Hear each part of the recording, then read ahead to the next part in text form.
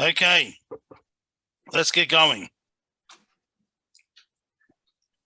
All right, so we are Kitzur Shulchan Aruch, the abridged code of Jewish law, chapter 100, and we are up to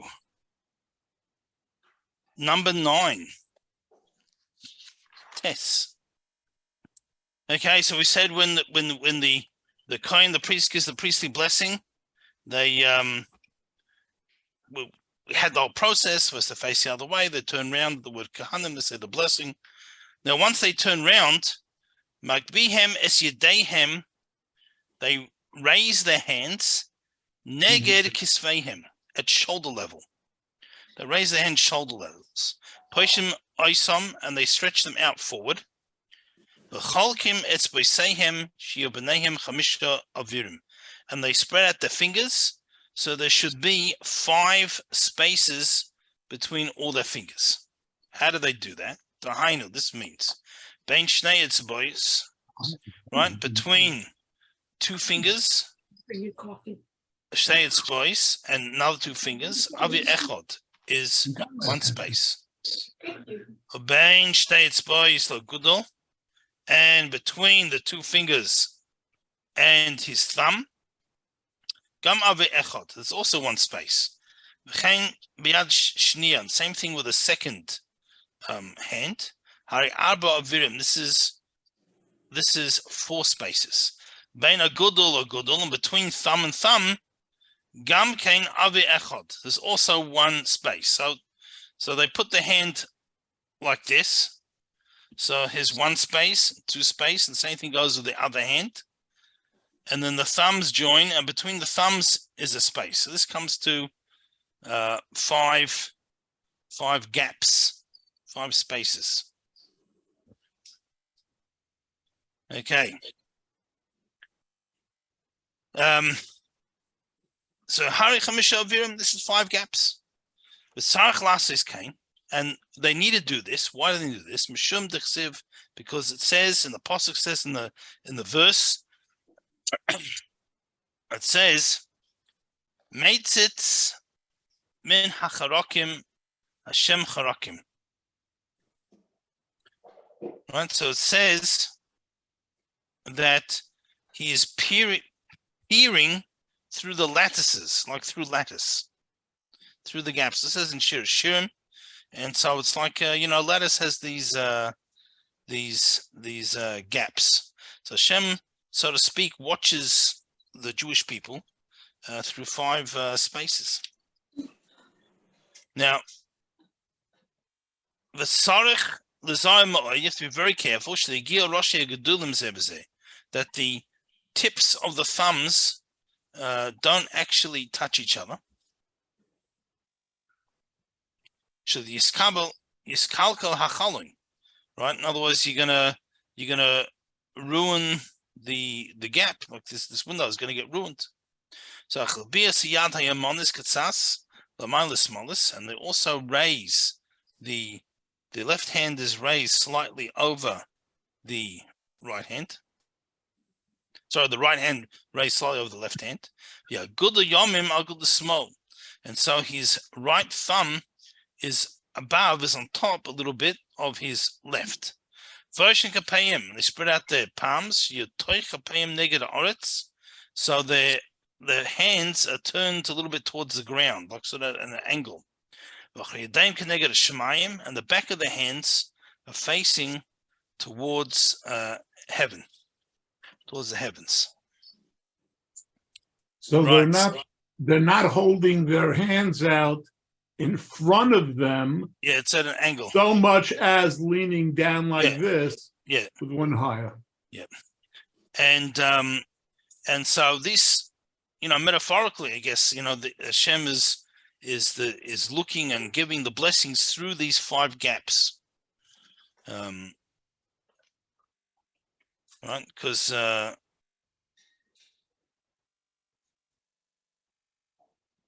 me have there. Okay. There's just a side point. If a Kohen is he's too weak, so let's say he's elderly, he's not well, whatever it happens to be, he doesn't fast well in Yom Kippur, and he can't raise his hand properly without resting them, then he can't duchen. He can't do the blessing, right? So holding the hands in this way is like an essential part of the mitzvah. Yeah, David.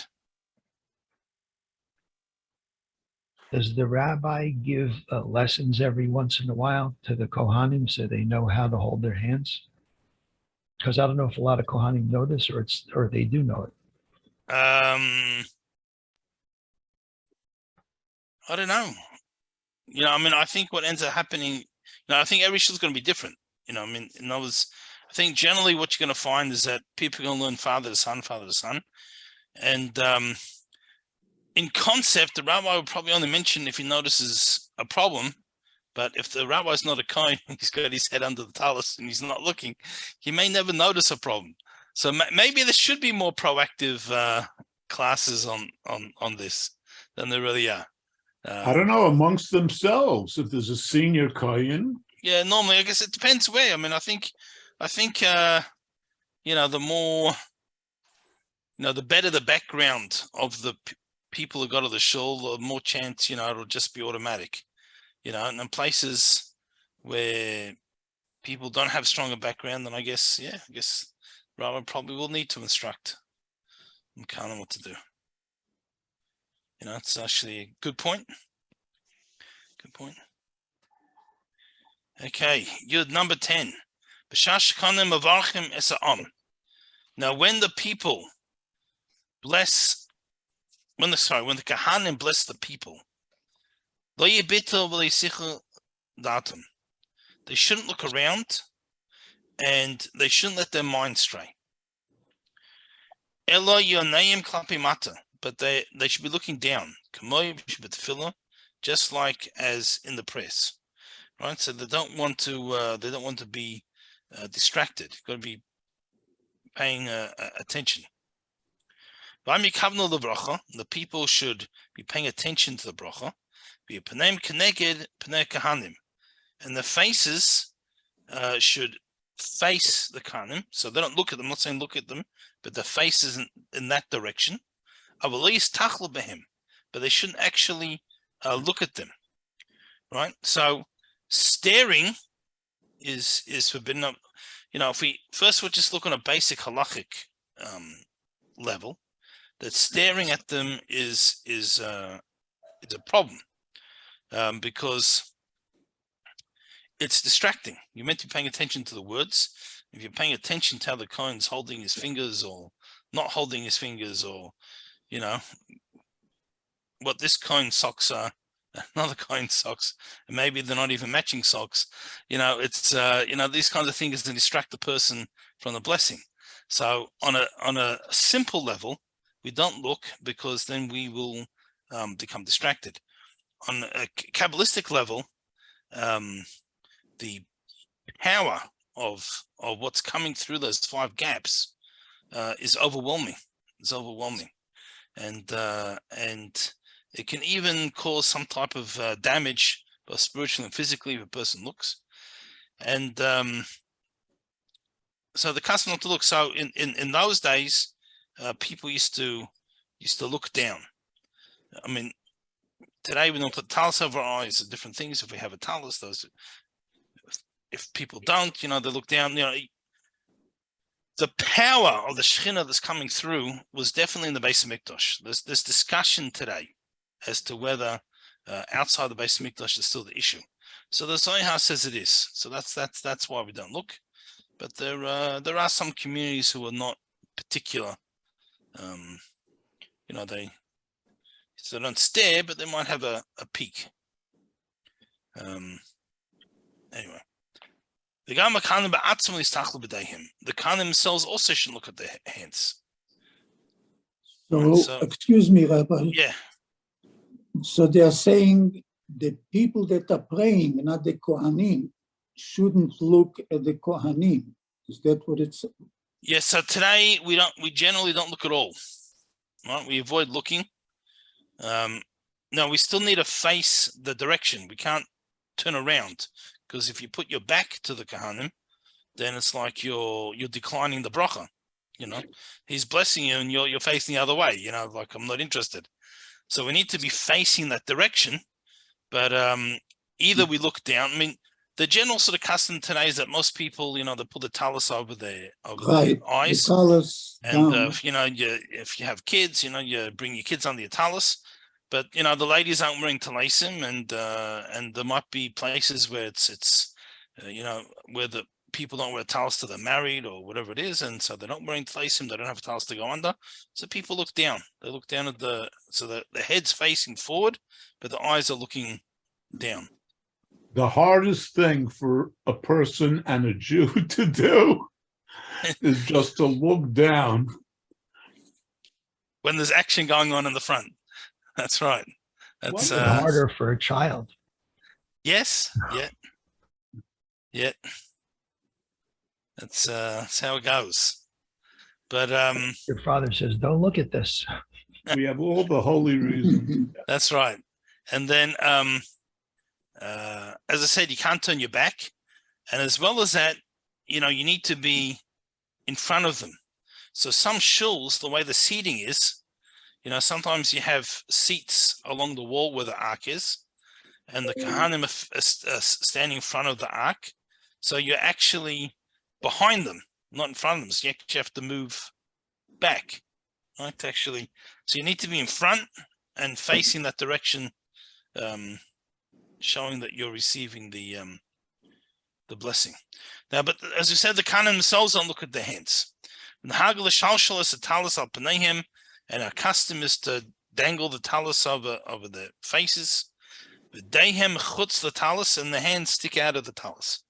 The garment siv mashashim is taleisim al pneihem shlis taklu, and the congregation also dangles the talus over their face in order not to look. But this is not our minhag now. Our minhag now is that the Kohanim throw the talesim over their hands. What you just read is that the talesim cover their faces, but stick their hands out from the talesim. But nowadays, they put the talesim over their hands when they stick it out, and we still put our faces, talesim over our faces. Well, you're saying they cover their hands with the talus? The way you just read the Kitzer, they hold the talus and pull it forward. The hands stick out from the talus. Their hands come out from under the talus. Yes. We don't do that today. You don't do that? You ever see a Kohen with his hands outside of the talus? Well, I got to tell you, I've always got my talus over my face. I can't see what the Kohanim are doing. Right. So, Mordechai, what do you do? Our resident Kohen here. Your hands stick out from the talus? We have a Kohen? No, my hands are under the talus. Under the talus. Right. Okay. All right. So that is, guess so. You're pulling the talus forward. I've never looked. see what a good boy I am? Yeah. So it's good to know. Okay. So I'm not sure why, I guess there's different customs. I mean, you're saying that's the custom. So I guess, that was a custom where he lived in Hungary, and there's other customs. I just heard this now, and I realized that my whole life, this is never the way I've ever seen it. Any kohen that I've ever seen duchen has always duchened under a talus.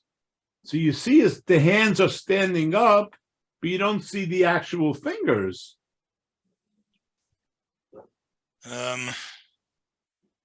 If anybody's ever seen fingers, please speak up. I'm not saying this with authority. I'm just saying this from personal experience.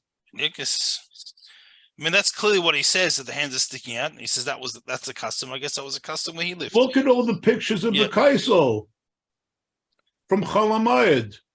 When they do Birkas Kahanim, you don't see actually hands. You see lumped talesim. But they don't have their arms up. The arms are sticking straight out. Yes, forward. Because it's supposed to be facing down and Shemayim on top. That's what we Right. just said before. You don't have your hands like this No, facing the people. arms It are comes the down. arms are straight forward, and the hand Yeah, is it's a question discussing leaning now a if little the bit hands up. stick out. I don't know. Yes. I've never looked. Good Aleph, Look number at 11. pictures. Yeah, I'll have to look now. I mean, not during actual duchenim, but it's a picture. You're still doing it the Australian way. That's it. Then they're standing on the heads because it's down under. It's the other hemisphere. The other side of the globe. The first time we actually visited America after I was married, or maybe second time, whatever. Anyway, but was we came and I forgot to pack a belt. And so my grandmother-in-law was still alive. She was living in Florida. We stayed there. And Bahavan, she had suspenders. She had some spare suspenders from something. Anyway, so I wore them. So people asked me, does everyone in Australia wear suspenders? And I said, no, it's just because I'm upside down. It's to keep me from falling out of my pants. That's what I told people. But that's what happened. Right. So number 11, Yud Aleph. Amsh Achrei Kahanim. Now the people behind the coin that we were speaking about before, I mentioned this before. Einam B'chal Bracha. They're not included in the blessing. El Imkain Hayo Nusim, unless they have no choice. They consult. So if you're in a place where there's a squashed person to person and you can't move anywhere else. Avol ha'am min hatzdadim lefneihem, but the people who are on the sides, right? So they're level, and they can face the kanim, turn slightly. Hayim b'chal bracha, they are included in the bracha. Now, when you have a place that the Aron Kodesh is recessed into the wall, projects from the wall. Therefore, the people who are along that wall, they're considered on the sides. They're on the sides of the Aron. So what they have to do is they have to move. They have to at least be the sides, sort of in front of the Kahanim. If it's impossible, then hurry. They're also like the force, they're stuck, nothing they can do. And they are included in the bracha. Right, so as we said, they have to move. David, yeah. Rabbi, it's Moshe. Yeah. First. In New York, during the Chagim, the Kohanim, they rush up, to give the Kohanic blessing. But they didn't wash their hands. There's no Levim there to wash their hands. They were, in other words, the where they wash is where you enter into the Beit Knesset. But they all rushed up without washing their hands. Of course, they cover their heads with a talet, but they did not wash their hands. They all run up. So does that mean that the bracha doesn't have an effect? Are you sure they didn't wash beforehand? No. They rushed right up. I come right up from the, they came right up. They just walked right up. So the definitely is not the way it was meant to be. The choicest way. I mean, after the fact, the blessing is a blessing, but it wasn't how it was meant to be. But you may be surprised. Often people go out quite a bit earlier to wash their hands because, especially when there's a lot of kahanim. So they may have washed early and then been paying attention to the hands that they didn't touch anywhere they shouldn't have. So they have to wash and take their shoes off. Yeah, well, sometimes you have slip-ons. You can slip them off, and you don't have to touch with your hands and different things. And and sometimes they wash it, particularly in places with lots of kahanim. Sometimes they even wash between their private prayer and the repetition. Because. So David, you had a question. Isn't there something, I'm not sure if the Rebbe wrote it, about it can include people that are in the fields? for something like this? Yeah, it can look. It's to a certain respect, you're blessing all of Klal Yisrael. So it's like it's an interesting concept that on the one hand, perhaps Jews who aren't even there are also being blessed. Yet a guy who's standing a foot behind you is not being blessed, right? And the reason for that is that person is actively showing. Sorry. He can do something about it. That's right. I mean, he's like sort of actively showing he's not including himself. That's the problem. While someone else who isn't there, it's something else. I've a good friend I grew up with, who's a Cohen. We grew up in Australia together. He's married, lives in Montreal, and he tells me, I request him, and he tells me, he always has me in mind by Duchening. Right, so all the way from Canada to Phoenix, and someone's been Canada to Australia. That's Rabbi, you can go. Yes, Ben. which way, the ones on the side, which way are they facing? Are they facing the Kohanim or are they facing east? So they're facing towards, so they're like at an angle. Like it should be if they're towards the Kohanim. It's who the Kohanim are facing. Yeah. It's from They're their facing perspective. yeah. If you're in front of them, it's good. If you're not, Yeah, we're saying side on slightly to the front. So they'll be like, instead of like this, everyone else like this, they'll be like a little bit like that. Just or the other way, sort of like that, maybe, whatever. But towards them, but on the sides. No, I meant Spiritual. the congregants that are on the side, which way are they facing? Yeah, so that they need to have their face towards the Kohanim. Towards the Kohanim, okay. Yeah, towards the Kohanim. I mean, on the spiritual level, we always look at things from our three-dimensional or four-dimensional point of view. The other people that are not there but are thinking of it, they don't have to be in front of the Kohanim in this particular place or even at this particular time. Yeah. I mean, the idea that he has a machshava, but it affects it later. Yeah.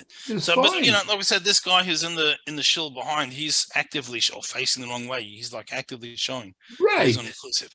But in general, we look at it. We have in general. We know that a person, when he davens, he's meant to face Israel. If he's in Israel, face towards Yerushalayim. He's in Yerushalayim towards the Temple Mount, etc. So we have, from 2,000 years ago already written. It's probably older orally. So what do you do if you don't know which direction is? So you daven any direction, and since the world is round, it gets there. Just go the long way. And of course, everyone used to laugh at the dumb Jews who think the world is round, when we know for a scientific fact the world is flat. And what's the proof? The proof is if it was round, we'd fall off.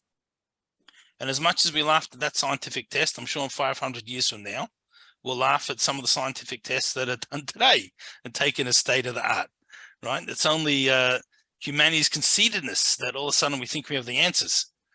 And, so it gets there. It gets there directly, indirectly. I mean, even in it's not just a metaphysical idea. It goes there one way or another.